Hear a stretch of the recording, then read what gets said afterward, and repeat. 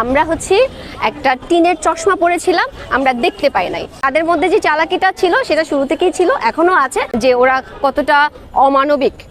বর্তমানে যে ইন্ডিয়ার যে আচরণগুলো হচ্ছে, এটা কতটুকু আপনি সুশীল বা বন্ধুত্বমূলক মনে করেন? ইন্ডিয়ার সাথে আমাদের কখনোই বন্ধুত্ব ছিল না। আমরা একটা টিনের চশমা পরেছিলাম, আমরা দেখতে পাই নাই। এটা পার্থক্য। স্টুডেন্টরা আমাদেরকে সেই টিনের চশমাটা খুলে দিয়েছে, আমরা এখন সুস্পষ্টভাবে দেখতে পাচ্ছি। ইন্ডিয়া আমাদের কখনো বন্ধু ছিল না। যদি বন্ধুই থাকতো তাহলে বাদই দিত না, আবার বাদ দেওয়ার পরে আবার বাদ ভেঙেও ফেলতো না, এত কিছু করতো না। তাদের মধ্যে যে চালাকিটা ছিল সেটা শুরু থেকেই ছিল, এখনো আছে।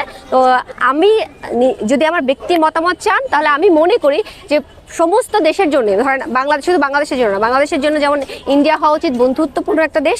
ওরা আমাদের প্রতিবেশী দেশ, ওরা হবে আমাদের কাছে বন্ধুর মতো, বন্ধুসুলভ আচরণ করবে। আমরাও করব, ওরাও করবে। কিন্তু ওরা যেটা করেছে, এই স্বৈরাচার শাসক চলে যাওয়ার পরে যা যা আমরা জনসম্মুখে দেখতে পাচ্ছি একদম দৃষ্টি দিবালোকে, সেটা খুবই জঘন্য। এটাকে সাপোর্ট করার কোনো অবকাশ নাই।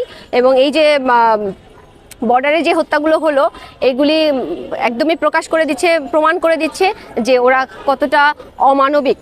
সো ওদেরকে নিয়ে কথা বলার কিছু নাই। ওদের সাথে আমাদের কখনোই বন্ধুত্ব ছিল না, আর হবেও না।